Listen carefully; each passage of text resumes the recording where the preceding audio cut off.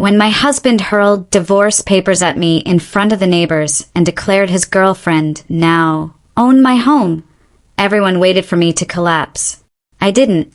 I smiled because the moment she crossed my doorway, she discovered something I'd been preparing for weeks, and what happened next would turn the whole neighborhood upside down. Before I tell you my complete story, do me a favor, comment where you're watching from so this story reaches more people, and subscribe to the channel. My name is Maya Sinclair, and on that warm Thursday afternoon, I stood on the porch of the house I'd spent years turning into a home when Daniel Price decided to stage my downfall like a cheap street performance. He didn't just hand me the papers. He threw them as if he were discarding trash. 36 hours, Maya, he announced loudly, ensuring the retirees walking their dogs and the teens biking past heard every humiliating detail. Elena owns this place now. You leave with nothing. He wanted whispers, pitying looks, people shaking their heads and thinking, poor woman. She never saw it coming. But I saw everything. Long before he realized I knew. Neighbors pretended they weren't watching, though their eyes screamed curiosity. Mrs. Ellis froze mid-stride with her terrier. The Martins stood in their driveway pretending to rearrange storage bins. 2 kids on skateboards slowed to a crawl. Daniel loved an audience. It made him feel powerful. Years in wealth advising had given him the illusion that he could talk over anyone, outmaneuver anyone, and charm his way out of anything. He didn't know that while he'd been acting in secret, I'd been gathering facts, quietly, steadily, and without emotion, because emotion is what blinds people. My mother, a forensic accountant, taught me that when I was 12. When things don't add up, she'd said, trust numbers before stories. Daniel stepped closer to me on the porch, leaning in like he expected me to cry. Don't make this harder than it needs to be, he whispered. Just leave with some dignity. Dignity? Coming from a man who smelled of someone else's perfume twice a week? Instead of answering, I bent down, picked up the papers he'd thrown, dusted them off, and looked at the signatures.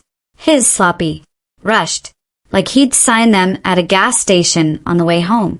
You're really committed to this little show, aren't you? I said calmly. That startled him. He expected screaming, tears, maybe a desperate plea to talk about this. But calmness, real calmness, unsettles men like him more than fury. Before he could respond, a sleek white SUV rolled up our driveway, sunlight bouncing off its polished hood. The door opened, and out stepped a woman in coordinated athleisure that probably cost more than most people's rent. Elena Morales, 26, personal trainer, spiritual lifestyle coach, self-proclaimed wellness expert, and apparently as of that afternoon, the woman who believed she now owned my home. She waved at Daniel like a cheerleader. Honey, she called. I came early. I couldn't wait another day. Her voice had that breathy, practiced tone influencers use when they want something. Early. 36 hours early. Behind her, the back seat was stuffed with labeled moving boxes, kitchen, bedroom, bath. She'd packed her entire life into cardboard, fully confident she would walk into mine without resistance. Daniel preened like a man who believed he'd secured an upgrade. See, he said to me, gesturing to her. Everything is already in motion. Don't drag this out. I looked at Elena. She was smiling at Daniel, not even glancing at the woman whose life she was so eager to overwrite. When her eyes finally drifted to me, she gave a polite, victorious little nod. It was almost adorable. She strode right past me, her sneakers crunching on the gravel, reaching for one of her boxes. I brought the crystals and diffusers, she chirped. I already know where I want them. Wait, Daniel said, stepping toward her. Maybe you shouldn't. But she was already walking up the porch steps, brushing past me with the confidence of someone who'd rehearsed this moment in her mind like a triumph. The moment she crossed the threshold of my home, something inside me clicked into place. Not panic, not grief. Precision. I stepped in behind her. Elena, I said softly, Did Daniel tell you when exactly he purchased this house? She paused mid-step, box in her hands. What? Just wondering, I said, smiling, when this property changed ownership. Daniel stiffened. Maya, don't start. Start. I repeated. Oh, Daniel. I'm not starting anything. I'm finishing. Elena blinked, confused. He said it's his. Or ours. Well, his now, but soon. It's not, I said plainly. Daniel's face twitched. This house, I continued, is owned by the Sinclair Family Trust. My trust. My inheritance. Daniel has never owned a single brick of it. Silence slammed into the foyer. Mrs. Ellis gasped from the sidewalk. Daniel's mouth opened, then closed like a man trying to breathe through water. Elena's confident smile sagged. But he said he told me. Daniel grabbed her arm. Don't listen to her. She's twisting. Am I? I said. Then show her the deed. He didn't move. Elena's eyes darted between us. Daniel. He swallowed. Hard. There must be some misunderstanding. There's not, I said. You never read the documents. You just assumed. The humiliation that had been intended for me shifted, reshaped, and draped itself neatly around Daniel. And Elena? She wasn't angry. Not yet. She was confused. But confusion, in people like her, quickly turns to outrage. And outrage demands fuel. I stepped closer to her. Elena, did he also tell you about the payments? Her brows furrowed. Payments? The monthly transfers you've been receiving from his business advisory fund. You know, the ones sent to the non-existent company called EM Wellness Consulting. She froze. Daniel went white. How do you? Elena stopped. That's for my training programs. Programs without a business registration, I said. No tax ID. No license. No website. Just invoices you typed up on Canva and sent to 5 different clients. Her fingers tightened around the cardboard box. Daniel stepped between us. Maya, stop. But the time for stopping had passed weeks ago. Behind me, my phone vibrated. Right on schedule. I didn't need to look. I knew who it was. The people whose names I'd read on Elena's glowing testimonial page. The other clients. The other soul connections. The other private investors. The other people she'd been extracting money from with different stories curated for different vulnerabilities. Elle Dawson, Nina Patel, Dr. Priya Kapoor, Oliver Reed. Each one now had the full packet of documentation I'd sent hours earlier. Daniel had thought he'd blindsided me. He was about to learn what it felt like to be truly blindsided. Elena looked at Daniel, voice shaking. You told me I was the only one.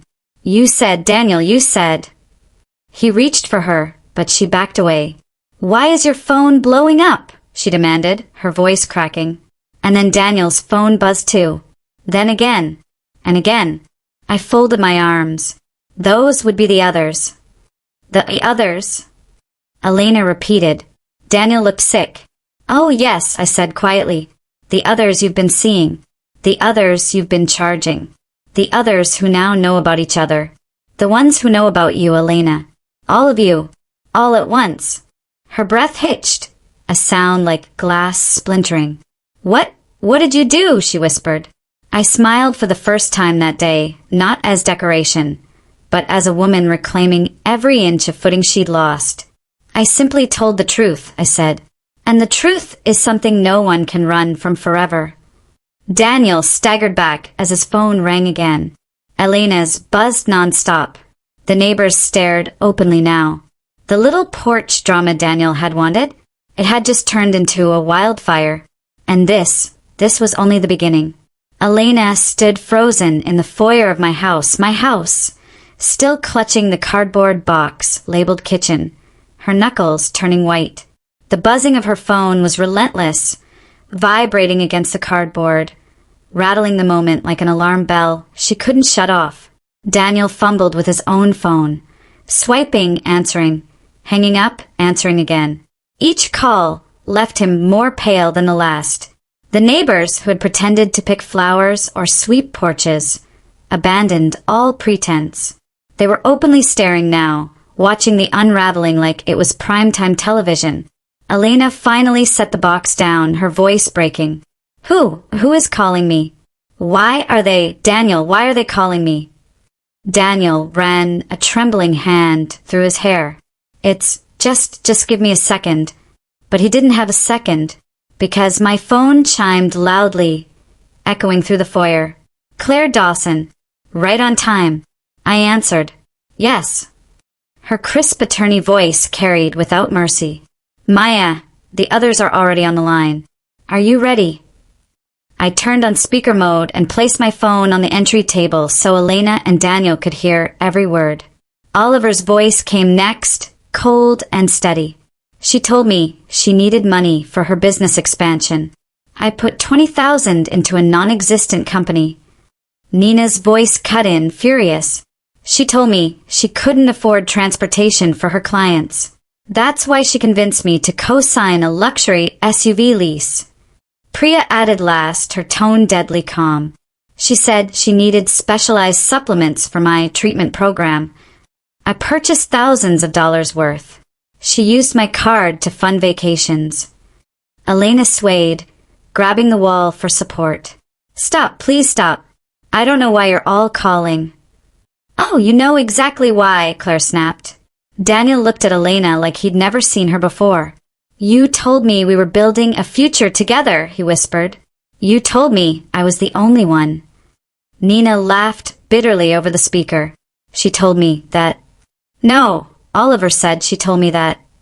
Priya sighed sharply. She has scripts for each of us. Emotional hooks tailored to our insecurities. Elena shook her head violently. That's not true, that's not. It's exactly true, Claire said. And Maya provided us with documentation. Every payment trail. Every text pattern. Every lie. Daniel turned to me, slowly.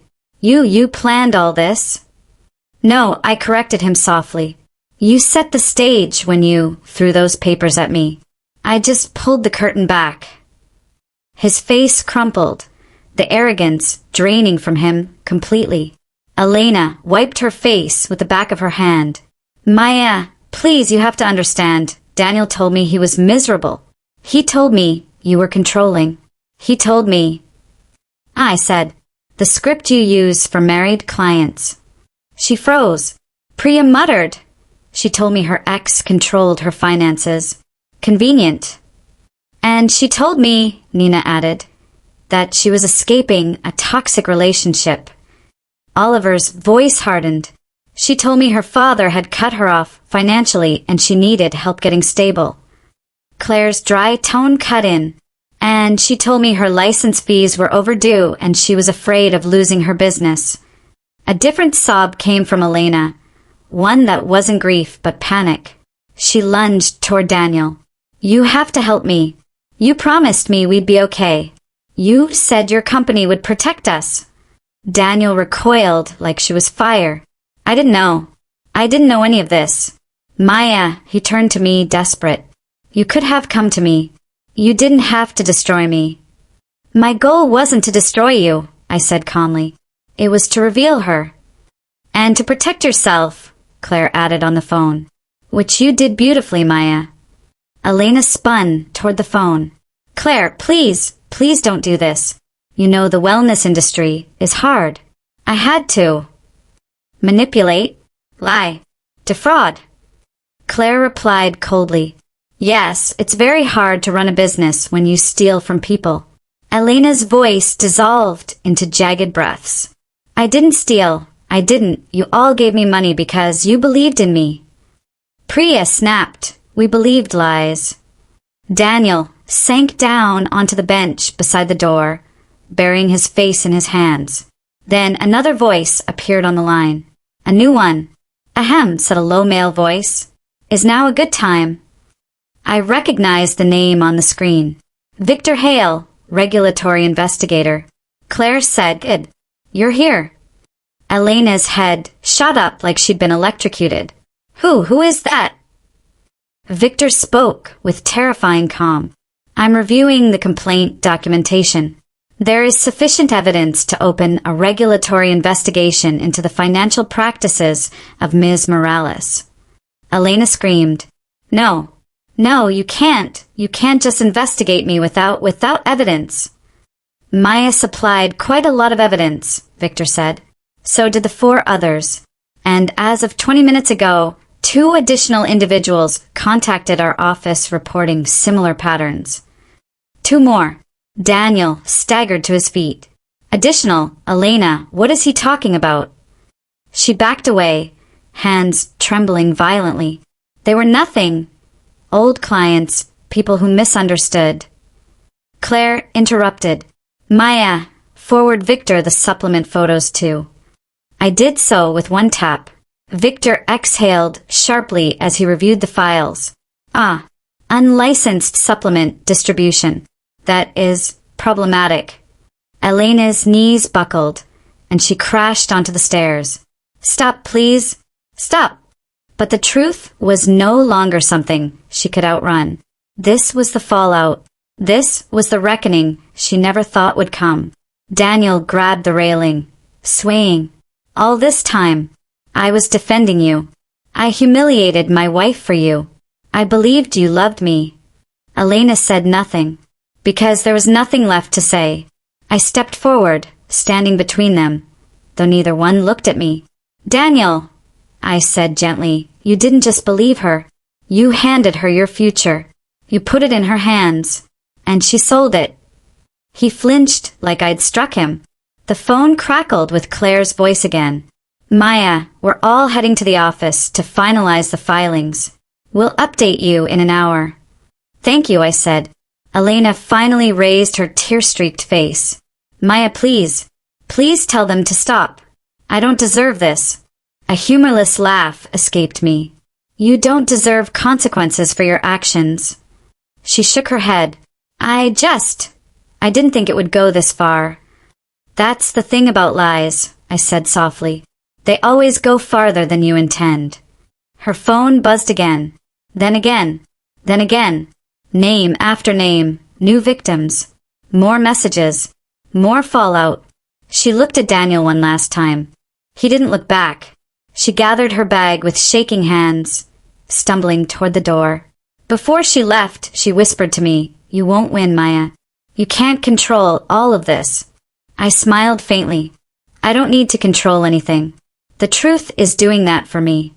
She fled down the steps, her SUV roaring to life, tires screeching as she sped away from the house she once believed would be hers. When she was gone, Daniel collapsed onto the porch swing like a man who'd lost the foundation beneath him. Maya, he said, voice hoarse. What happens now? I looked out at the neighborhood, the once curious spectators, now quietly retreating indoors. What happens now? Oh, he had no idea. Now, I said, you deal with the consequences of the choices you made. His mouth opened, but no sound came out. And me, he whispered. I turned back toward the doorway of the home he tried to give away.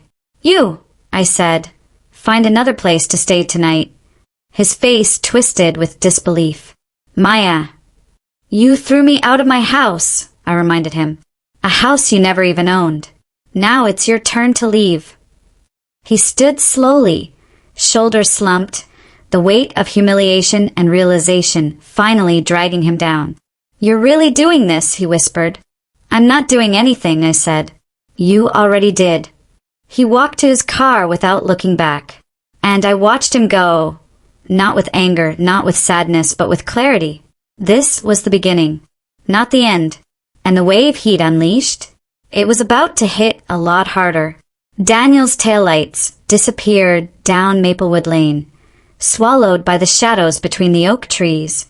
The neighborhood fell quiet, eerily quiet, like the air before a storm rolls in. I stood on the porch for a long moment, listening to the faint hum of cicadas and the ticking of the old porch lantern. Only then did I step inside and close the door. The house felt different. Not because anything had physically changed, but because the oppressive weight of secrets had finally cracked open, leaving space where chaos had been building. I set my phone on the entry table. It buzzed again. Another message in the group chat from Claire. Claire, we're filing the preliminary package now. Expect more calls tonight. Stay ready. I typed back a single response. Understood. Keep me updated. Before I could even take a breath, my phone rang again. It was my mother. Of course it was. Maya, she said as soon as I answered. No greeting. No hesitation. I heard the commotion. Half the street is gossiping already. A humorless laugh escaped me. That didn't take long.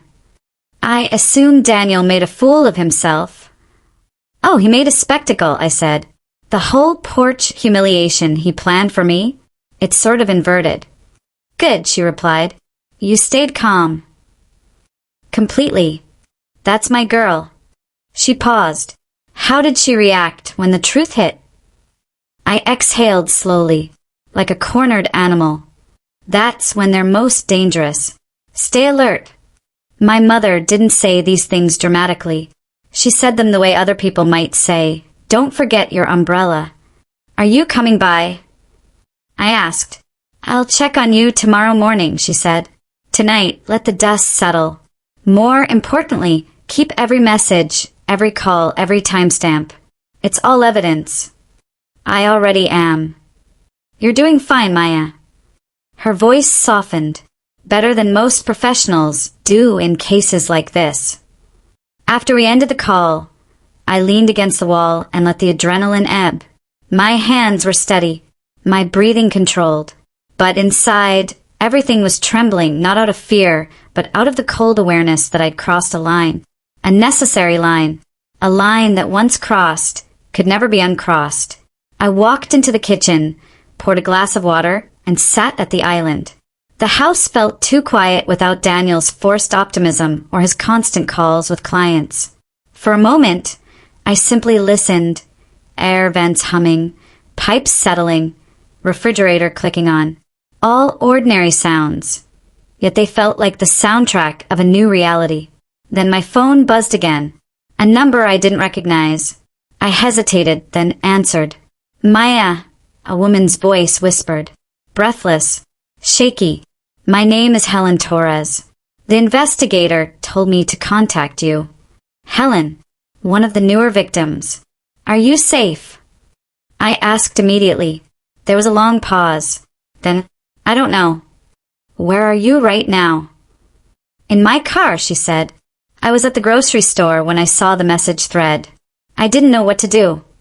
Did Elena ever ask you for money? I asked gently. A soft sob. $20,000. She said she needed it to start the wellness center with her partner. She said they were buying a house together and she'd finally have a stable life. My stomach tightened. Her partner was Daniel. Her house was mine. I thought I was helping her escape something awful, Helen continued. She told me she loved someone who was trapped in a marriage and needed time to get free. She said he was giving her his home. I closed my eyes. There it was again. The narrative, the manipulation, the recycling of the same story, only with altered details for each audience. She lied, I said gently. All of it was crafted to get your trust. You're not alone, Helen. There are others going through this too. Another sob. I feel so stupid. You're not stupid. My voice firmed. Skilled manipulators target empathy. The fact that you believed her says more about your kindness than your judgment. Silence. Then what happens now? Now, I said, you share everything you have with Claire and the investigation team. We build the full case together. Her breathing steadied. Okay, I'll send everything. After I hung up, I stared at the cabinets above me. The same white cabinets I once painted with Daniel, laughing as we dripped paint on the floor. The memory flashed uninvited, but it didn't break me. It simply marked a contrast between the life I thought I had and the life I actually had. My phone pinged again. Another message in the group chat, this time from Nina. Nina. 2 more people reached out to me directly. They saw the article. This is much bigger than we thought. I typed back. Document everything. Names, dates, amounts. Oliver responded immediately. I traced another $8,000 transfer through a secondary account. She's been running this longer than we realized. Then Priya added, preparing evidence for FDA contact. Her supplements contain unlisted ingredients. Each message made the situation wider, deeper, more intricate. What started as a personal betrayal was now unfolding into a criminal network. A knock at the door startled me. Just one. Sharp. Purposeful. I walked slowly toward the entrance, peeking through the side window. It was Daniel. Of course. He stood on the porch with his tie loosened, his hair disheveled, his face pale and drawn. He looked older, like the events of the last hour had aged him. I opened the door halfway and leaned against the frame. You can't stay here. He swallowed. I know. Then what do you want?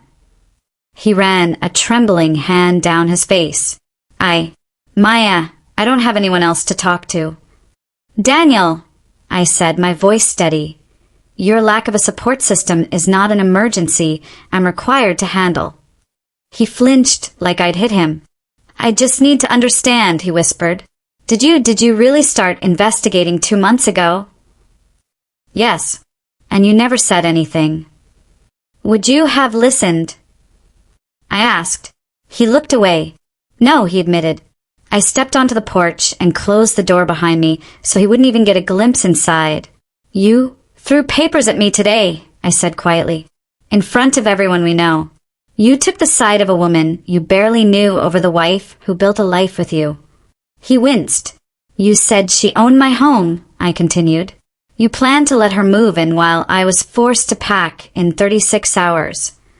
I was being manipulated, he whispered, and I was being betrayed.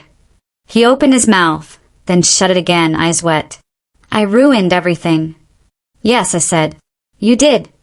He stepped back like he was preparing to leave, but then he lifted his head again. Maya, what's going to happen to her? Elena, I asked. He nodded.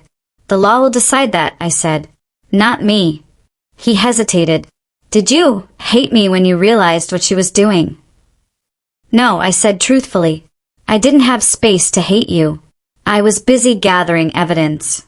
His eyebrows creased. Evidence for what? For the truth, I said simply. The truth always comes out eventually. I just accelerated the process. He stared at me for a long moment. Not with anger, not with defensiveness, but with something that looked like regret mixed with awe. You're stronger than I ever gave you credit for, he said. No, I replied. I just don't collapse when someone expects me to. A breeze rustled the porch plants, and for a moment, neither of us spoke. Finally, he whispered, Goodbye, Maya. Goodbye, I said.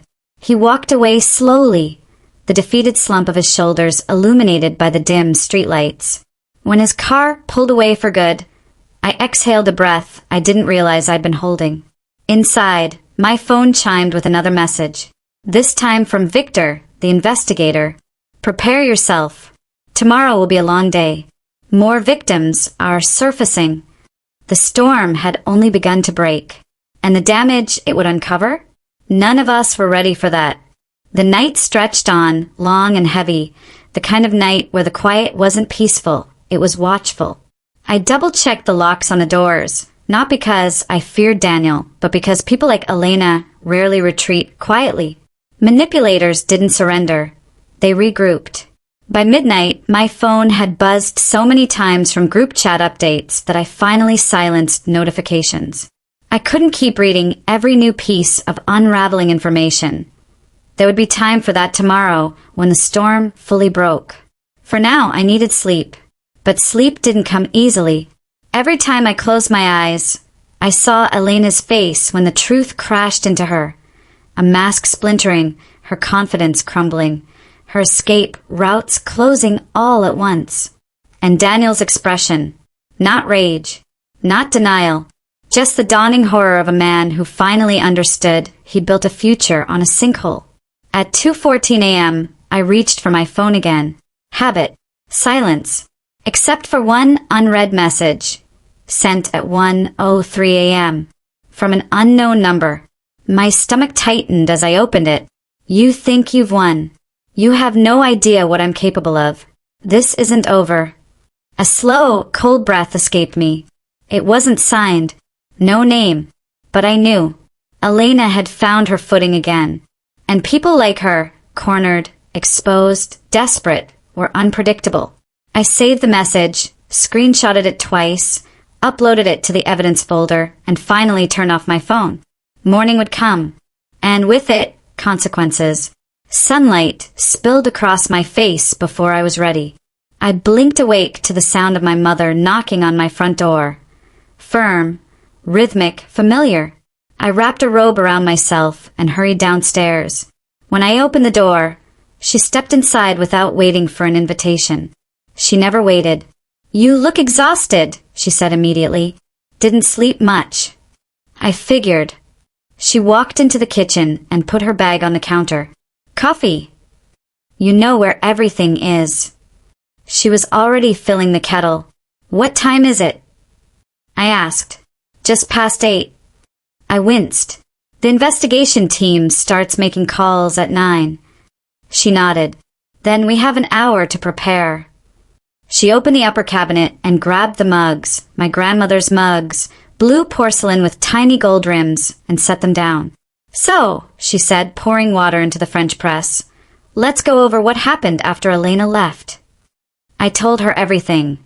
Helen's call, the new victims surfacing, Daniel's late-night visit, and finally the message, Elena's threat. My mother listened without interrupting. When I finished, she leaned forward. Good. Document everything. Even the threat. I did. Good. She took a sip of her coffee. Maya, you understand she isn't just ashamed. She's terrified. Terrified people are dangerous. I know. She will lash out again. I know. Her eyes softened fraction. But so will the truth. And the truth hits harder. Before I could reply, my phone buzzed again. Claire. Right on schedule. I answered. Morning, Claire. Maya. Her tone was clipped, controlled. We need to talk. Are you with someone? My mother. Good. You'll want support for this. My mother raised an eyebrow, but stayed silent. Go ahead, I said. Claire exhaled, and the sound alone told me today would not be simple. First, victim count. We're now at 12. 3 more overnight. 2 this morning. And another reached out just as I called you. 12. I whispered. She continued. Second, the State Attorney General's office is expediting the financial fraud review. They've requested digital files from all of us. My mother nodded approvingly.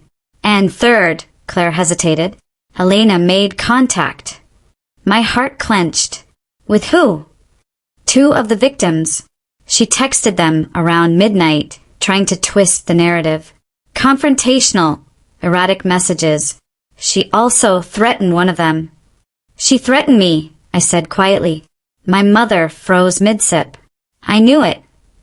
Claire's voice sharpened. Did she text or call? Text. Save it. Forward it to the shared folder. We'll hand everything to the investigators today. I already had, but I said, I will. Maya, Claire paused again. She's unraveling.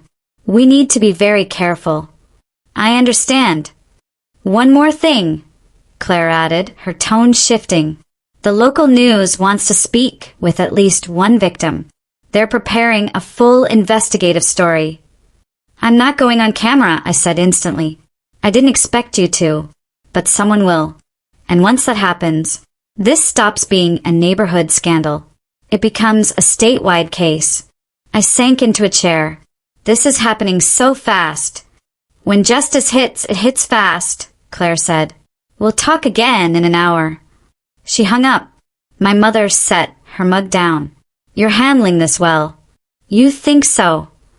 Most people confronted with this level of betrayal would fall apart. She tilted her head. You didn't. I gave a half smile. Not yet. Not ever, she corrected. Before I could answer, my phone buzzed again. Another unknown number. I opened it slowly. You ruined everything. You think the law will protect you? You have no idea what you've started. Another threat. Shorter. Angrier. My mother leaned over, reading the screen. Save it. Timestamp it. I did. And Maya, she warned. Do not reply.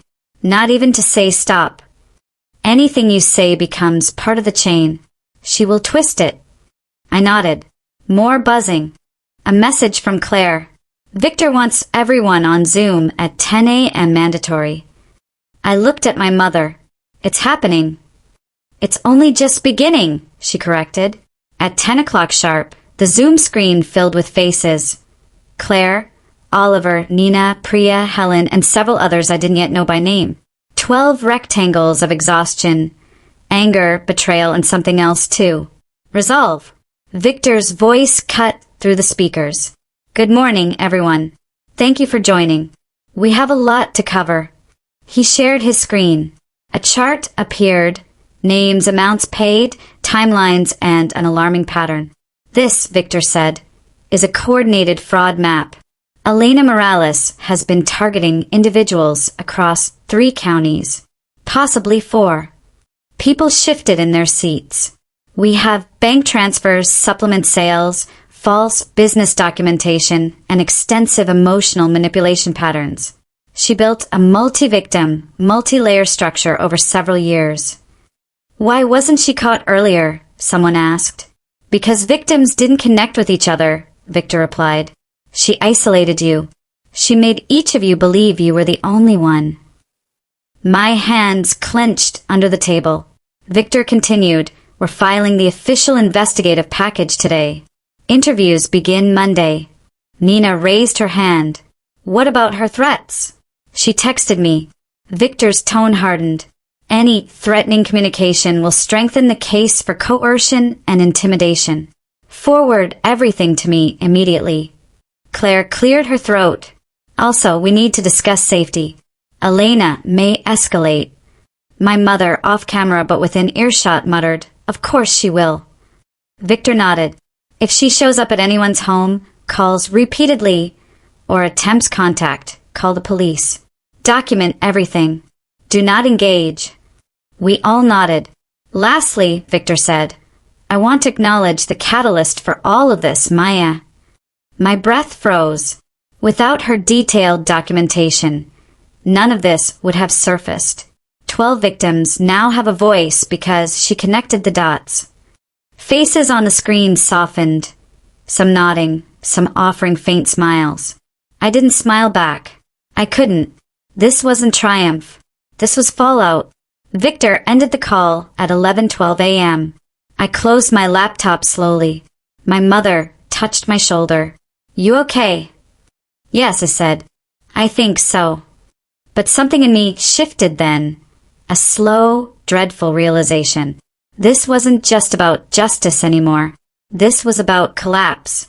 Elena's, Daniel's, 12 victims, and mine. Because even truth, especially truth, comes with a cost. And the bill was coming due. By noon, the house felt too quiet again. Quiet in the way that made every sound seem amplified. A car passing outside sounded like thunder. The creak of the hallway floorboards sounded like footsteps. Even my own breathing felt too loud. My mother stayed another hour after the Zoom call, reviewing documents, offering advice with her usual detached calm. But eventually she stood, smoothed her blouse, and said, I'll be back this evening. You need to rest while you can. I'm fine, I insisted. No one is fine right now. Not you, not the victims, not the investigators, certainly not Daniel. She paused at the doorway. And definitely not Elena. Remember that. Then she left. The silence returned, heavier than before. I tried to distract myself. Cleaned the kitchen countertops, reorganized a drawer, even folded laundry. A task I normally avoided like the plague. but thoughts kept pulling me back into the whirlwind. Elena, threatening messages. 12 victims. Investigators mobilizing. News outlets circling. Daniel's broken expression as he walked away. And underneath all of that, the question I hadn't let myself consider yet. What happens when the dust finally settles? Because something had started yesterday, not ended. Something much larger than one woman's con or one man's betrayal. At 1:07 p.m., the doorbell rang. A sharp, insistent ring. Not tentative. Not polite. My stomach tightened. I peered through the peephole. Daniel. Again. But this time, he wasn't disheveled or panicked or crumbling. He was composed, too composed. His shirt pressed, his jaw set, his posture rigid. A man who had made a decision. Reluctantly, I opened the door. What now, Daniel? He stepped forward slightly. I need to talk to you. No, I blocked the doorway. You need to talk to your lawyer. Or a therapist. Or your HR department. But not me. He exhaled shakily. Maya, please. Just hear me out. 5 minutes, I said. From the porch. I'm not inviting you in. That stung him, I could tell. But he nodded. I crossed my arms, waiting. Daniel swallowed. I told my managing partner everything. All of it. I asked. He nodded. I came clean. The affair. The payments. The fraudulent charges. The conflict of interest. Everything. I blinked. That I didn't expect. What did he say? He wants me to take an unpaid leave of absence while the investigation unfolds. His voice cracked. There's a chance I'll lose my license. I studied him carefully. And why are you telling me this? Because, he hesitated, voice thickening. Because I want to take responsibility for what I did. For everything I chose. You were right. I didn't listen. I didn't want to listen. He took a slow breath. I defended someone who didn't deserve it. And I destroyed someone who did. My jaw tightened. Daniel. I'm not asking for forgiveness, he said quickly. I know that's not coming. I just wanted you to know that I'm not running away. Not anymore. The old Daniel, the charming one, the confident one, the man who could handle crises with calm precision. That version flickered for a moment. But only as a ghost of who he once was. He looked older now. Smaller. I'm sorry, Maya. For all of it. For the humiliation. For the lies. For choosing fantasy over reality. And for trying to take something that didn't belong to me. My voice softened despite myself. The truth would have caught up with you eventually. I know, he whispered. But I'll never forget that you were the one who brought it into the light. I didn't respond. He stepped back, as though surrendering some invisible tether. I'll stay out of your way. This is your house. Your life. And I have to rebuild mine from the ground up. He walked off the porch and toward his car. I thought he might look back, but he didn't. Part of me felt relief. Part of me felt nothing. And part of me felt something unexpected. Something I tried to ignore. Grief. Not for him. For the version of myself who had once trusted him completely. I locked the door and leaned against it, breathing deeply until the echo of his presence faded. Then my phone buzzed again. Not a message. A call. From a number labeled unknown caller. My pulse quickened. I answered cautiously. Maya speaking. A man's voice, smooth, professional. Good afternoon, Ms. Hayes. My name is Detective Rowan. I'm with the Financial Crimes Division. I believe you've been working with a private investigator named Victor Hale. Yes, I said. Is something wrong? Not wrong, Rowan said. But the scope of this case expanded significantly in the last 2 hours. I'd like to schedule an in-person interview with you. When? Today. I blinked. Today? Isn't that fast? Yes. Because it appears Ms. Morales attempted to withdraw a substantial amount of money from an account that is now flagged. The bank alerted us. My heart lurched. How much? I asked. $43,000. That's... Yes, he said. We believe she's preparing to flee. My world tilted. Elena fleeing meant she was desperate. And desperate people made dangerous choices. Detective Rowan continued, his tone steady and clipped. We need your statement and your documentation, especially any communication from Ms. Morales, including threats. I have them, I said. Excellent. A pause. However, there is one more thing we need to discuss. What? Ms. Morales listed your address twice in recent activity logs, once from a GPS tag and once in a message to someone we haven't identified yet. My blood ran cold. Why? I asked. We don't know, Rowan said, but we recommend you do not answer the door for anyone for the next 48 hours. And if she shows up, call 911 immediately. I swallowed hard. Understood. One more thing, he added. Do you have any reason to believe she would come after you personally? I thought about Elena's message. You think you've won. You have no idea what I'm capable of. Yes, I said quietly. I think she might. His tone hardened. Then, consider this an active safety concern. Do not be alone tonight. My mother will come back, I said quickly. Good. Stay where it's safe. We'll be in touch shortly. When the call ended, my hand was still gripping the phone so tightly my knuckles hurt. Elena trying to flee. Elena withdrawing money. Elena tagging my address. This wasn't just collapse. It was escalation. Rising. Spreading. Intensifying. I moved through the house, checking the locks again. This time twice. The windows. The back door. The garage entry. Everything secure. But my heart didn't settle. Because the truth was clear. This wasn't over. Not even close. At 3:14 p.m., my phone buzzed again. A text. From Elena. We need to talk. Now. I stared at the screen. Cold. Controlled. And absolutely certain. Whatever came next would change everything. I stared at the message on my phone. 6 words that felt like a loaded weapon. We need to talk. Now. It wasn't pleading. It wasn't apologetic. It wasn't confused. It was a threat dressed as a request. My pulse thudded in my ears, but I didn't move. I didn't reply. I just stood in the middle of my silent kitchen. Sunlight slicing through the blinds in sharp, narrow beams that made the whole room feel colder. My mother's voice echoed in my mind. People like her don't retreat. They react. I took a slow breath and reminded myself. The worst thing I could do was respond. A reply. Any reply would be engagement, and engagement was exactly what she wanted. My phone buzzed again. I know you're reading these. Another buzz. Don't make this harder than it has to be. A third. You took everything from me. I'm not letting this end the way you think. I swallowed hard and set the phone down on the counter, forcing myself to step away from it. I needed distance. I needed clarity. And I needed to follow the detective's instructions. Do not engage.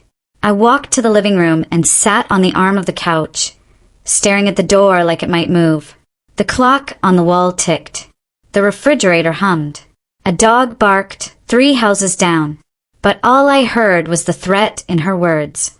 I picked up my phone again, but instead of replying, I forwarded the messages to the evidence folder, time-stamped and archived. Then I added the detective's number. My hands were steady, my breathing controlled, but my chest felt tight, every instinct on alert. At 3:22 p.m., my phone rang. Not a message. A call. From Claire. Thank God. Maya, she said immediately. You need to tell me exactly what's happening. She texted me, I whispered. Send it. I already did. There was a long, heavy pause. Then Claire said something I had never heard from her before. Not calm strategy, not cool legal phrasing. Fear. Maya listened to me carefully. Elena contacted 4 victims today, all with similar wording. She's unraveling. I know. She is not thinking clearly. She is not stable. I know, I repeated. Then Claire exhaled sharply. Detective Rowan just updated us. Elena attempted to book a one-way international flight an hour ago. She used a different name variation, one she's used before. My breath froze. Did she succeed? No, Claire said. The flagged accounts triggered immediate holds. But the fact she even tried means she's desperate enough to run, or to do something reckless. Reckless. My mother's warning echoed. Desperate people are dangerous. Maya, Claire said quietly, is anyone with you? No. My mother left an hour ago. And you haven't responded to Elena? Of course not. Good. Don't. She wants a reaction. She wants emotional leverage. A buzzing sound, another message, lit up my phone screen. Claire heard it. Was that her again? Yes. Read it. I picked up the phone. You owe me an explanation for what you did. I deserve to hear it from you. Face to face. Claire's tone changed instantly. Do not open the blinds. Do not go outside. Do not approach any windows. I froze mid-step. Why? I whispered. Because, Claire said. 3 other victims got the exact same message before she tried to visit them. She showed up at one person's workplace parking lot. My heart slammed against my ribs. Is she nearby? I whispered. We don't know yet. We're trying to trace her phone, but she's switched devices or disabled GPS. Maya, stay away from openings. Just step back. I stepped behind the half wall separating the kitchen from the hallway. Good, Claire said. I heard muffled voices behind her. Other victims, investigators, rapid conversation. Detective Rowan is sending a patrol car to your street. You're not alone. I swallowed hard. Claire, what does she want? Claire hesitated. Control. She's losing it everywhere else, so she's reaching for the one place she thinks she still has some power. Me. Yes, Claire said. You're the person who exposed the pattern. You're the person who called the victims. You're the person who dismantled the life she constructed. In her mind, you're the enemy. A cold shiver ran down my spine. My phone buzzed again. I'm coming over. My knees almost buckled. Claire heard the change in my breath. What did she say? She said she's coming over. Do not panic, Claire said quickly. Stay inside. Stay quiet. Lock every door. They're already locked. Good. Where are you now? The hallway. Stay there. Stay away from the windows. Don't move unless you have to. I closed my eyes, pressing my back against the wall. Everything felt surreal. Too fast, too sharp, too dangerous. She can't get in, Claire said, and the police will arrive soon. But could they get here fast enough? I looked around the hallway. The framed photos, the soft rug, the vase on the console table. And it hit me how strange it was that danger could seep into the most familiar places. A home wasn't immune to chaos. A moment wasn't shielded from consequence. Then the sound. A car engine. Slow. Creeping. Right outside my house. I stiffened. Maya. Claire whispered. What do you hear? There's a car, I whispered back. Stopping. Claire's voice sharpened. Can you see it? No, I can't risk looking. It's directly outside. A door opened. Closed. Footsteps. Slow. Crunching over the gravel beside my walkway. My breath caught in my throat. A shadow passed across the frosted glass panel beside the front door. Maya, Claire said, voice low, urgent, listen to me. Do not make a sound. The police are minutes away. Stay out of sight. The footsteps moved closer. Then, a soft knock. Not loud, not forceful, almost gentle. My heart pounded so violently I thought the sound alone would give me away. The knock came again, slightly harder. Then Elena's voice, light, almost sing-song, but with a sharp edge hiding underneath. Maya, open the door. I know you're in there. I cover my mouth with my hand. Maya, she said, I just want to talk. You owe me that. I shook my head even though she couldn't see me. She knocked again, harder this time. Open the door. Claire's whisper hissed through the phone. Maya, stay absolutely still. The police are 2 minutes out. But Elena wasn't waiting. Her hand rattled the doorknob. Maya, I swear to God, open this door right now. I flinched. Then came the worst sound of all. She tried the side window. The window that overlooked the porch. The window too close to where I was standing. She jostled it, pushed it, tested it, but I had locked it and double-locked it. She hissed something under her breath. Then, sirens. Faint at first, then louder. Elena froze. I could hear her breath hitch from outside. Then rapid footsteps, retreating, running. A car door slammed. The engine revved. Tires screeched. The sound faded down the street. Claire exhaled shakily. Maya, are you okay? I slid down the wall, slowly, my legs finally giving way. I think so. She's gone. The police are nearly there. I heard engines arriving, doors slamming, voices calling out. I let out a trembling breath I hadn't realized I'd been holding for minutes. Everything inside me felt tight, fragile, shaking. But I wasn't broken. Not yet. And not today. Maya, Claire said gently, you did exactly what you needed to do. You stayed calm. You protected yourself. But her next words sent another chill through me. This confirms something important. Elena isn't just unraveling. She's targeting you directly now. I looked at the front door, at the place her shadow had been moments earlier. The truth was unmistakable. This wasn't merely the aftermath of a con. This was becoming a confrontation. And she wasn't done. Not even close. Police lights flashed through the frosted window. Blue, red, blue, painting the hallway walls in pulsing waves of color. I stayed seated on the floor, back pressed against the wall, until an officer knocked firmly. Ma'am, this is Officer Delaney with Maplewood PD. You're safe to open the door. My legs were unsteady, but somehow I stood, unlocked the deadbolt, and opened the door a few inches. A uniformed officer stood on the porch, hand resting on his holster, but posture relaxed. Are you Maya Hayes? Yes. We received a report that someone attempted to make contact with you. Is the suspect still in the area? No, I said softly. She left when she heard the sirens. Behind him, 2 more officers were canvassing the sidewalk, shining flashlights into bushes, checking the street. The whole neighborhood watched from behind blinds and curtains, silent silhouettes absorbing every detail. Officer Delaney stepped inside. Is there anywhere she could have entered? Any back entrances unlocked? No. Everything is locked. He nodded. We will file this as an attempted unlawful contact. Based on the threats you've received, we're recommending temporary police presence on this street for the next 24 hours. I nodded numbly. Another officer approached. We found tire marks in front of the house and on the corner. Looks like someone took off in a hurry. Delaney looked at me again.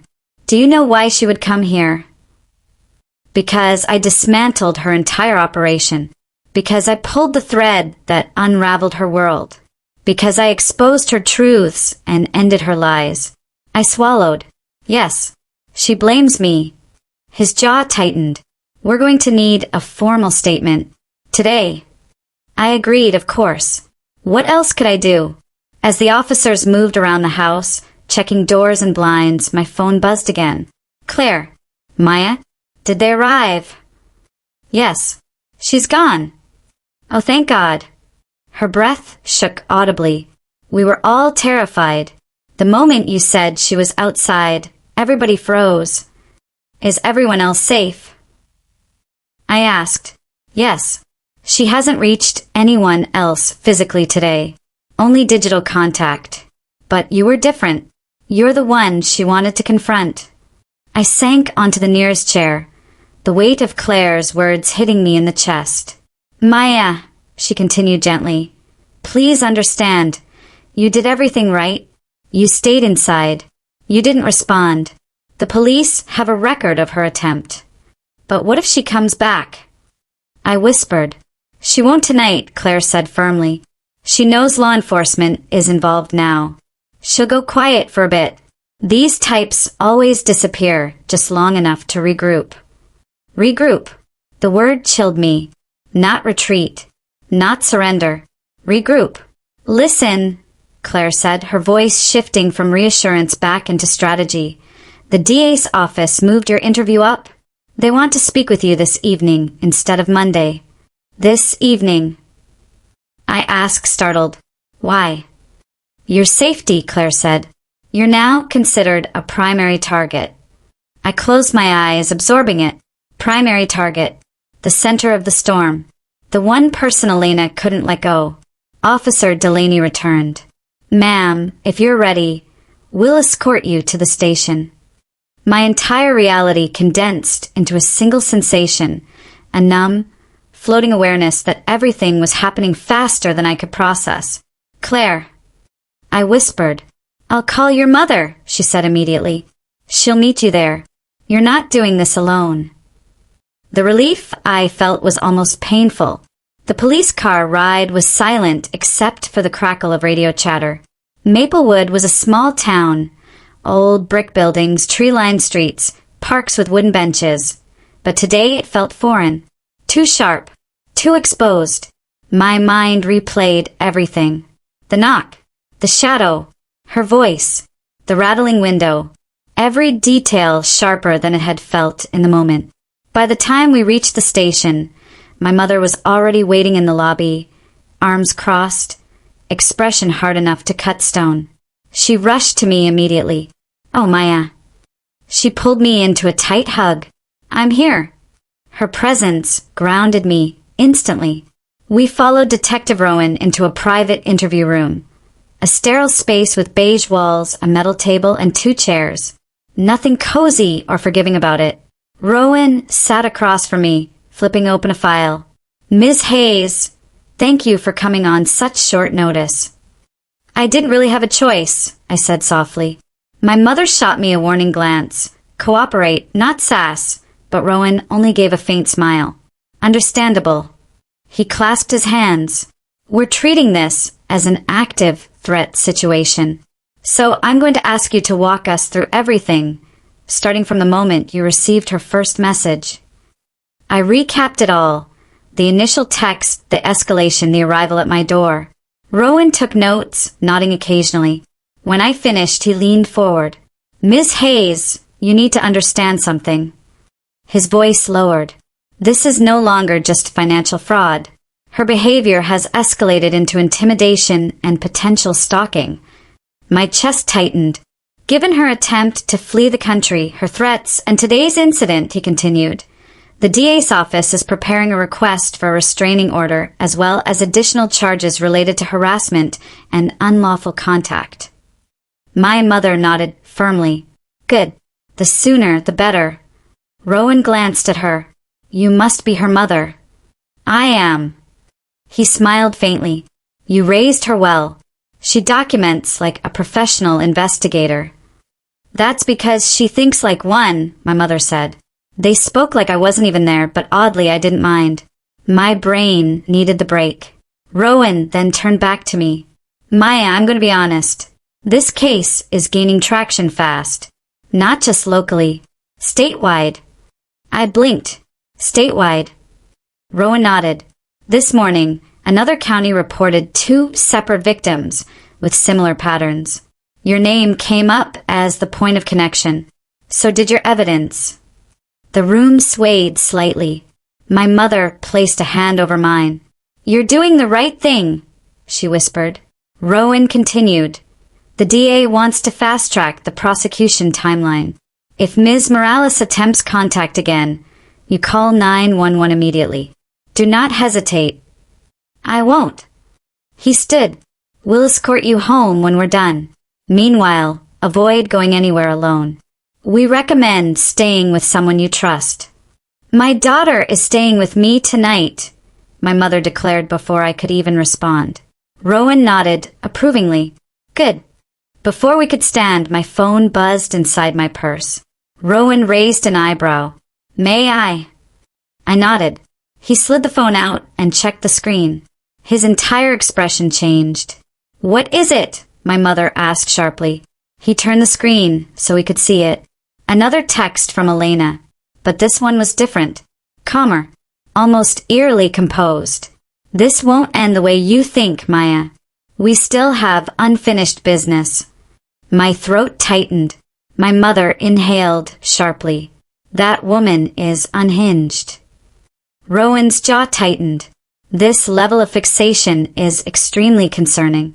We're elevating your threat assessment immediately. I closed my eyes. This wasn't just harassment. This wasn't just desperation. This was obsession. When the officer finally escorted us out of the station, the late afternoon sun felt too bright, too warm, like the world had the audacity to keep moving while mine had narrowed to a single, terrifying reality. Elena wasn't just spiraling. She was spiraling toward me. And the scariest part? She wasn't afraid of consequences anymore. She was afraid of losing control. And I was the one person she couldn't control. Not anymore. Not ever again. But she was about to try. The ride back from the police station felt different from the ride there. Heavier, sharper, as though every streetlight held its breath when we passed beneath it. My mother's hand rested on mine in the back seat of the patrol car, firm and grounding. But even her presence couldn't silence the echo of Elena's message. We still have unfinished business. It wasn't just a threat. It was a promise. By the time the officers dropped us at my mother's house, safer than mine for the moment, I realized how drained I was. Not just tired. Hollow. My mother unlocked the door with quick, practiced movements. Inside. Shoes off. Phone on the table. Her tone left no room for argument. I obeyed automatically. She closed the blinds, checked the locks twice, then turned to me. Sit.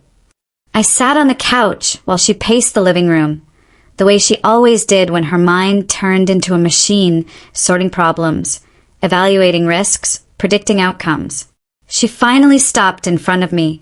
Maya, she said, voice softer now, I need you to hear me. Really hear me. Okay. What happened today wasn't random. It wasn't impulsive. Her eyes held mine. She came to your house because she wanted control back. Because you represent the one thing she can't manipulate anymore. I know, I whispered. No, she corrected, kneeling down so she was eye level with me. You think you know, but you need to truly understand what that means. People who build their lives on lies don't simply crumble when the truth comes out. They attack whatever exposed it. A shiver rolled through me. She's not done. She will reach again, my mother said. But you won't face her alone. I nodded, feeling tears prick behind my eyes. Tears I refused to let fall. My mother squeezed my hands. Good. Now breathe. I did. We sat in silence for a moment, the air thick with everything that hadn't been said yet. Then my phone buzzed on the table. Not a message. A call. Detective Rowan. I grabbed it immediately. Detective. Maya, he said, voice clipped, urgent, we have an update. My mother straightened. What happened? I asked. There was an attempted withdrawal at another bank in the next town over. Same flagged accounts. Same identification issues. We're coordinating with state police now. Is she running again? I asked. That's one possibility, he said. Another is that she's trying to access funds to continue confronting people. My stomach twisted. Rowan continued. We're issuing an emergency bolo across county lines. Her vehicle is now listed as a high-priority target. I swallowed. Do you know where she is right now? There was a pause. Maya, we think she's still in Maplewood. My mother's hand flew to her mouth. How do you know? I whispered. She used a local Wi-Fi hotspot. That gives us a narrowed radius. We're searching actively. I closed my eyes. Detective. I said quietly. She messaged me again before I got to the station. We saw the screenshot, he said. It has been logged. Her fixation concerns us greatly. Me too.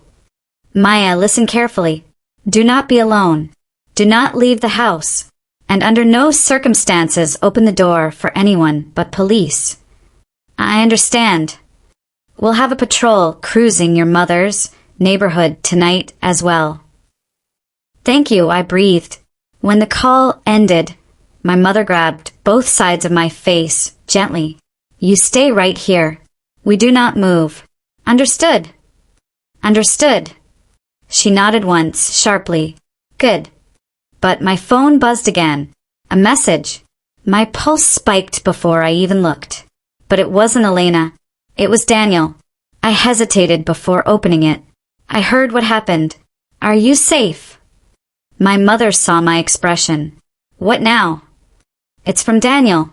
She frowned. You don't owe him a reply. I know. But I opened the message anyway. Not to encourage him.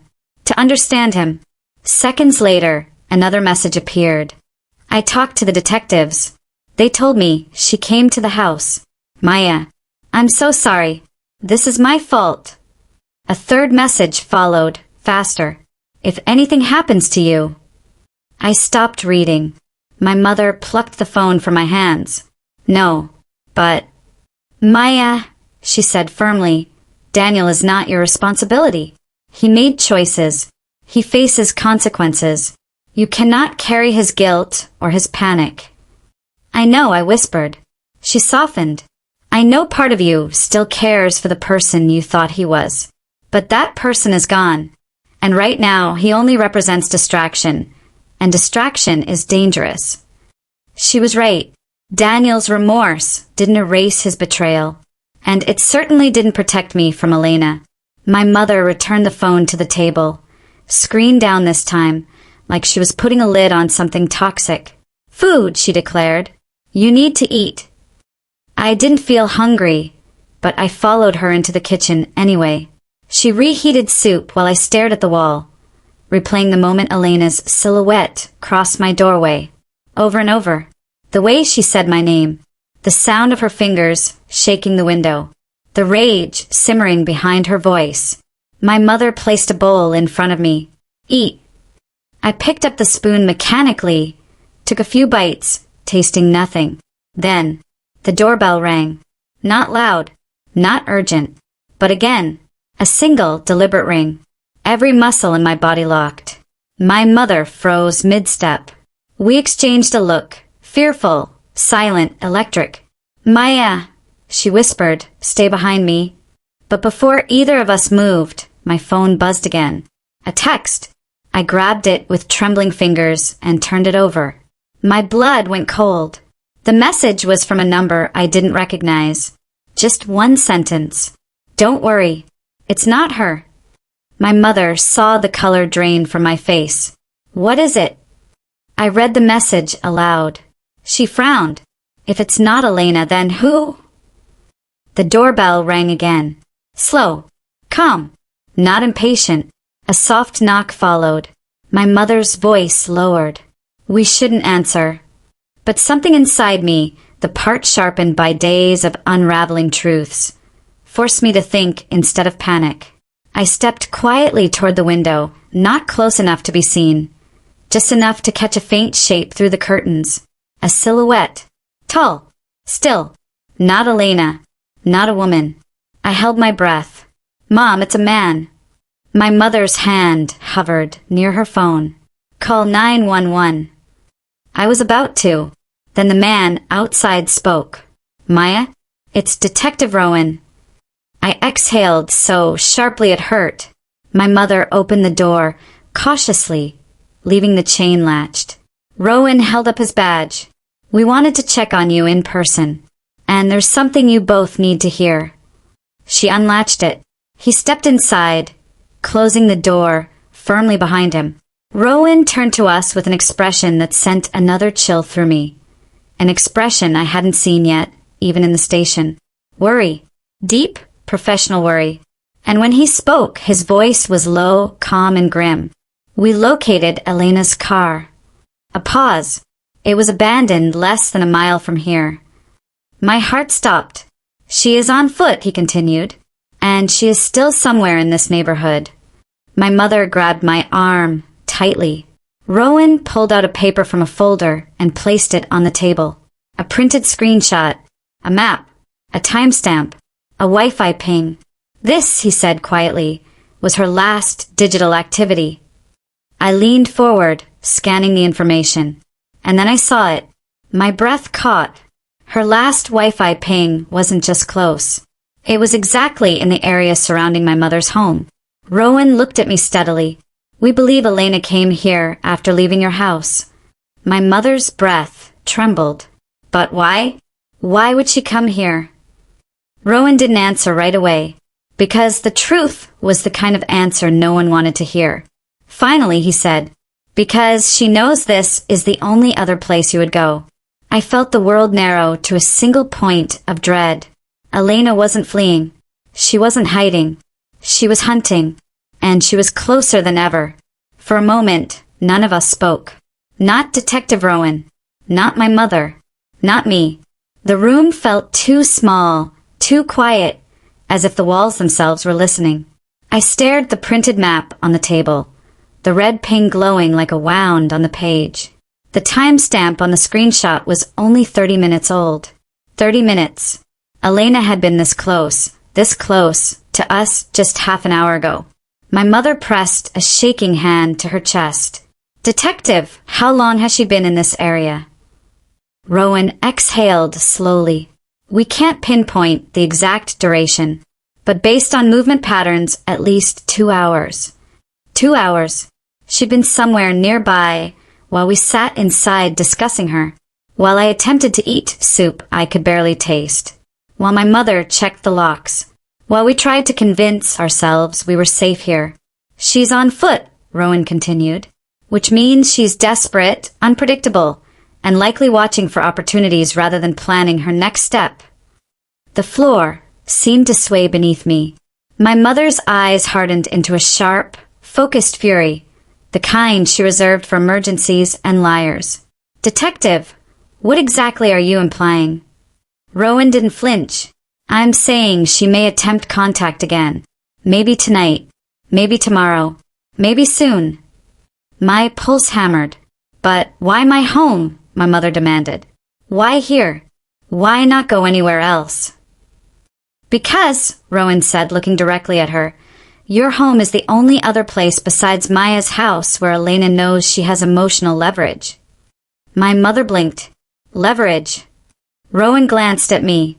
She believes that hurting, intimidating, or controlling you, Ms. Hayes, would impact Maya, and she cannot stand losing control of Maya. I felt suddenly cold.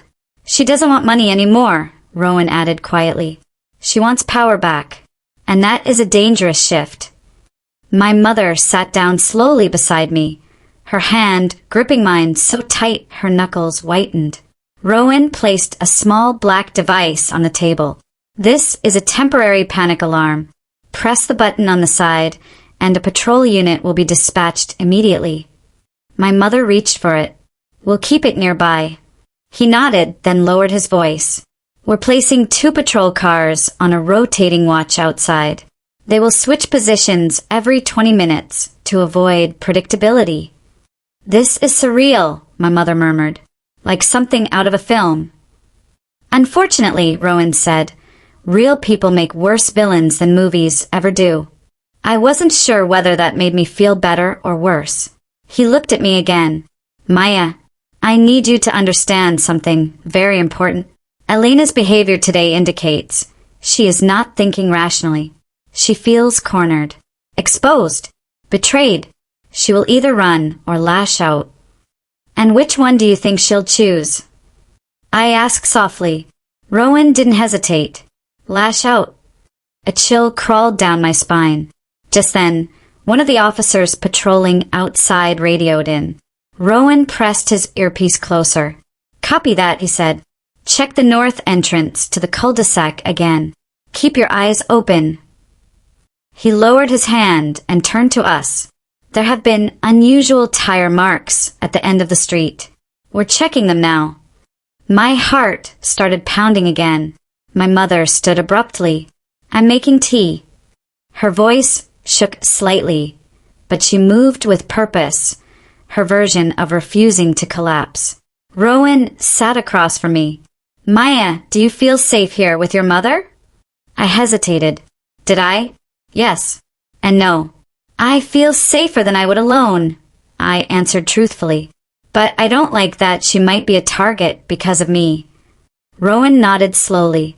You must remember, you aren't the reason Elena is dangerous. Elena is the reason Elena is dangerous. His words should have comforted me. Instead, they just sharpened the edges of my fear. My mother returned with 3 mugs of tea, one for each of us. She set them down, but didn't sit. Instead, she stared out the window, her silhouette framed by the dimming light of early evening. Detective, she said quietly, what do you need from us tonight? Rowan rose. Stay together. Stay inside. Keep your phones on. Lock every entry point.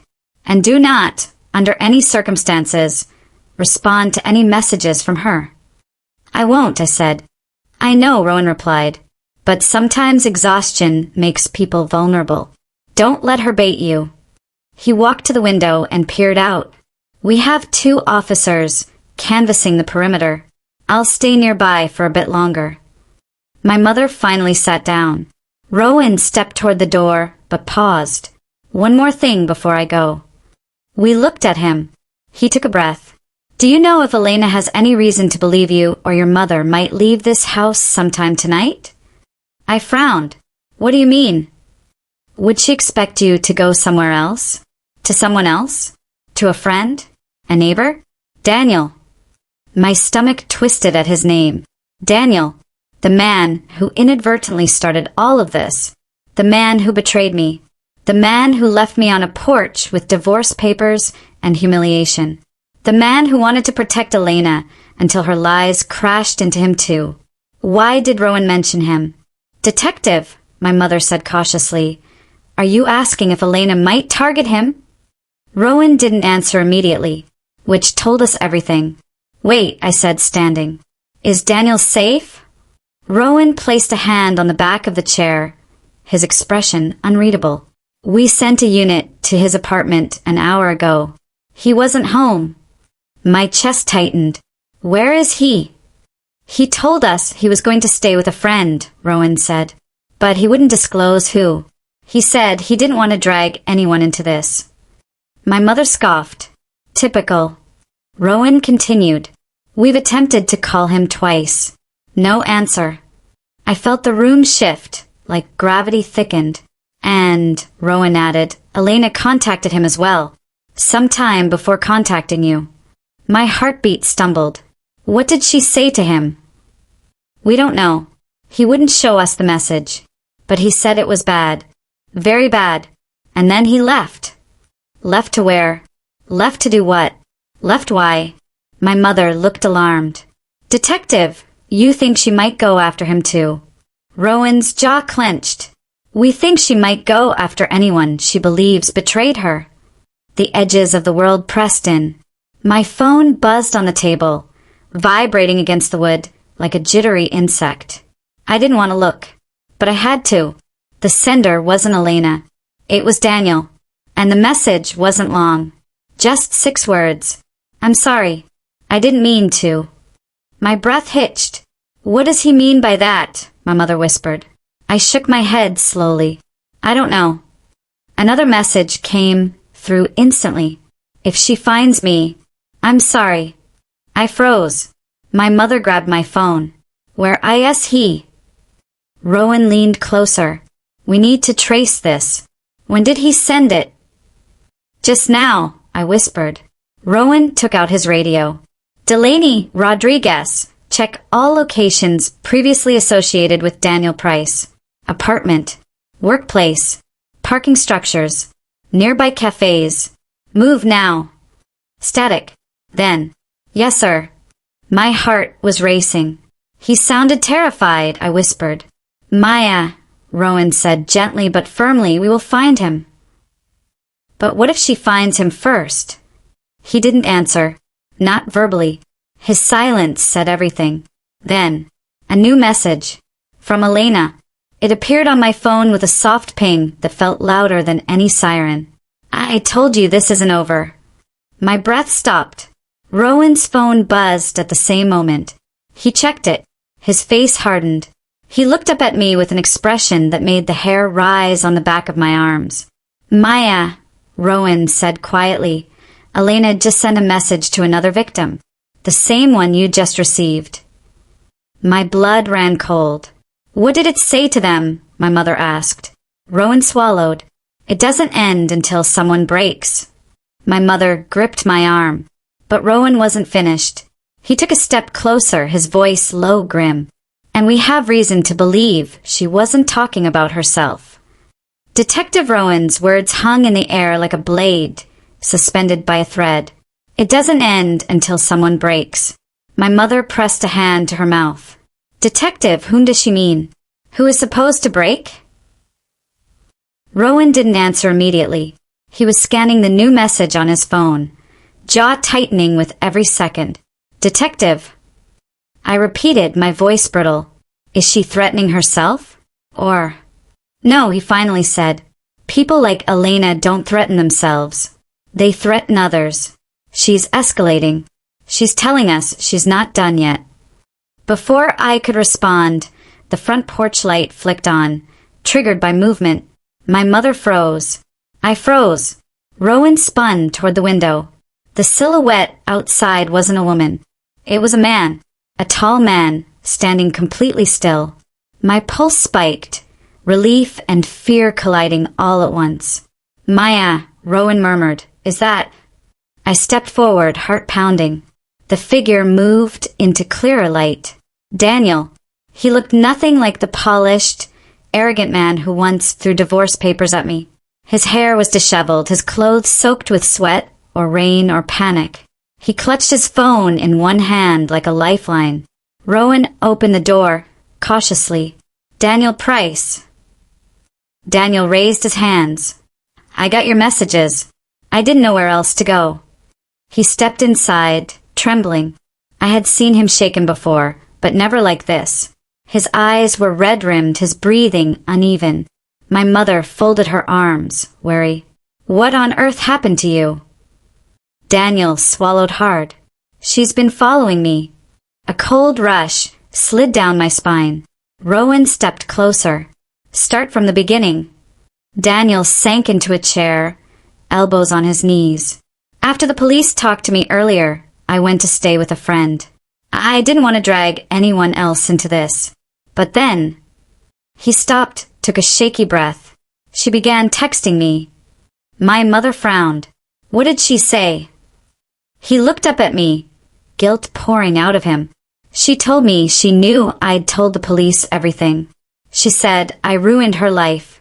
She said if I thought I'd felt humiliated before, I hadn't seen anything yet. My stomach twisted. She told me, Daniel continued, voice cracking, that she wanted me to watch what was going to happen next. That I deserved to watch. Rowan stiffened. She was threatening someone else, and promising he'd witness it. Daniel nodded shakily. I realized she wasn't coming after me. She was coming after someone connected to me. A beat of silence passed. Then my mother whispered, Oh God! My heart thudded painfully. Detective, she wouldn't come here, would she? Rowan didn't hesitate. Yes, he said. This house and one other location. Those are her two emotional pressure points. The panic alarm on the table suddenly felt too small to protect us.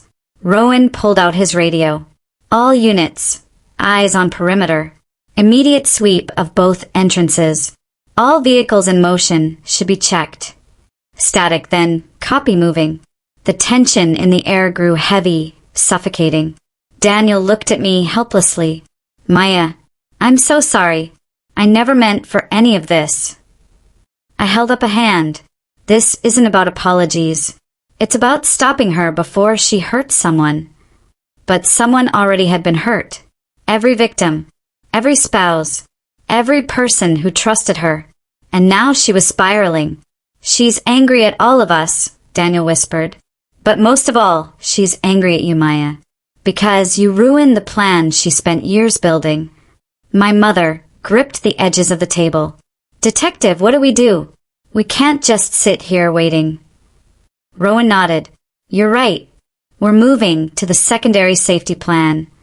Secondary. I echoed. He turned to me. Grab your coat. You're coming with me. My mother jolted. Absolutely not. She is staying here where I can keep her safe. MRS Hayes, Rowan said sharply. This house is not safe if Elena is watching it. And we have every reason to believe she is. My stomach dropped. Daniel stood. Detective, I'll stay with Mrs. Hayes. If Elena shows up, she'll see me and... Rowan rounded on him. No, you're one of her primary emotional targets. You need to stay mobile and out of sight. Daniel flinched and sank back into silence. A knock suddenly echoed through the house. The three of us spun toward the front door. Knock, knock, slow, deliberate, too gentle to be a stranger, too casual to be safe. My mother whispered, Detective? Rowan held up a hand, his other drifting to his holster. Stay behind me. Another knock, just 2 taps. Rowan approached the door and peered through the side window. His shoulders loosened slightly. It's Officer Delgado, he said. Relief washed over me in one dizzying wave. Rowan opened the door. Report. Delgado stepped inside quickly. Detective, we found a vehicle parked at the end of the cul-de-sac. White Toyota. Engine still warm. No plates. My blood ran cold. Was she in it? No, Delgado said. But... He hesitated. But what? Rowan pressed. Delgado pulled a small item from his pocket. A folded note. We found this on the ground by the driver's door. He handed it to Rowan. Rowan unfolded it, and the moment he read it, his jaw tightened. What does it say? I asked, voice shaking. Rowan looked up at me. It says, if she won't break, I'll break someone else. My mother gasped. Daniel's hand flew to his mouth. I could barely breathe. Rowan snapped into motion. We're moving now. He grabbed my arm gently but firmly. Delgado ushered my mother and Daniel into the kitchen, away from the windows. Rowan locked eyes with me. Maya, she is escalating faster than we anticipated. I need you somewhere secure and off the radar. Where? I whispered. The precinct. A protected interview room. Reinforced doors. Monitored cameras. I nodded numbly. Detective, my mother said urgently. Please promise me she won't come near my daughter. Rowan didn't hesitate. I won't let anything happen to her. He ushered me toward the door, but just as we stepped onto the porch, a shrill tone rang from Rowan's radio. Detective Rowan, we have movement. North side of the street. Female suspect matching description. My heart stopped. Rowan grabbed the radio. Hold position. Do not engage until I arrive. Yes, sir. Rowan positioned himself between me and the street. Maya, get in the car now. Delgado sprinted past us toward the sidewalk, hand hovering near his weapon. But before Rowan and I reached the vehicle, another voice crackled through the radio. Suspect running. Repeat, suspect is running between houses heading toward. Static. Then. She's heading toward the victim's property. My property. My mother. Daniel. Rowan swore under his breath. Delgado with her. Maya, CAR. I stumbled toward the police cruiser, heart hammering in my ears. Behind me, I heard shouting. Footsteps pounding pavement. Delgado yelling for Elena to stop. My mother screaming from inside the house. But the moment that split through everything, the one that would replay in my mind forever, was the piercing, furious scream of a woman completely unhinged. You ruined everything. Elena. Then. A crash. Glass shattering. A yell of pain. Rowan bolted toward the house. I froze halfway into the cruiser, adrenaline turning my blood to fire. I couldn't see who was hurt. I couldn't see who had screamed. I couldn't see anything but shadows and chaos. Maya, stay in the car! Rowan roared, but I couldn't. Not when my mother was inside. Not when Daniel was inside. Not when I'd spent months exposing Elena. Not to watch someone else pay the price now. I ran toward the house. Maya! Rowan shouted behind me. I didn't stop. I didn't think. I reached the doorway. Just as Elena stumbled into the foyer, eyes wild, face streaked with sweat and fury. She froze when she saw me. And in that single second, everything, the lies, the manipulation, the months of deceit, flashed in her eyes. You, she hissed. I backed up, pulse roaring. I told you, she whispered, stepping closer, that this wasn't over. Before she could take another step, Rowan tackled her from behind, pinning her to the floor as Delgado rushed in to assist.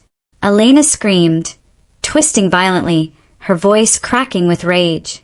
No, no, let me go. She deserves this. Rowan handcuffed her with swift, brutal efficiency. It's over, Elena. She lunged, but Delgado tightened grip. Stop resisting. It's not over, she screamed again. You think you can take everything from me and walk away? Maya Hayes, this isn't done. Her voice was cut off as Rowan hauled her upright. Maya, Rowan said sharply, get back. Now. I stepped away, trembling violently. Delgado radioed for backup. Officers flooded the street. Everything spun in a blur. My mother appeared behind me, unharmed but pale. Daniel stumbled out next, shaken but safe. Elena kept screaming as they dragged her out. But the moment she was shoved into the back of the police car, the moment the door slammed shut, the neighborhood fell silent. Completely, beautifully silent.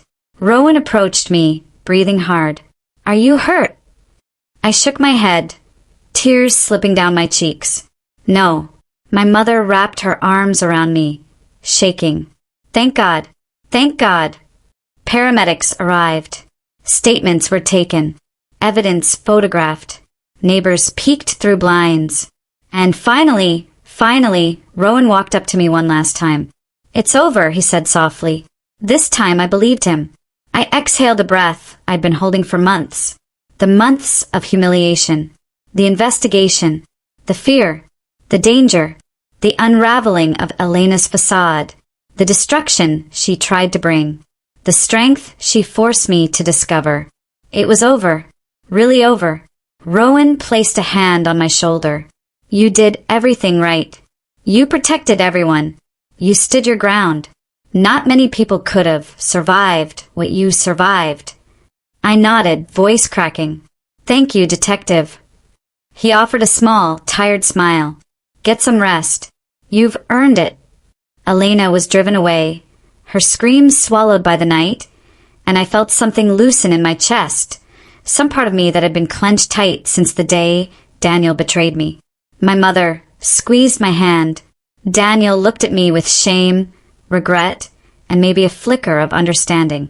The officers packed up. The street emptied. The night returned to stillness.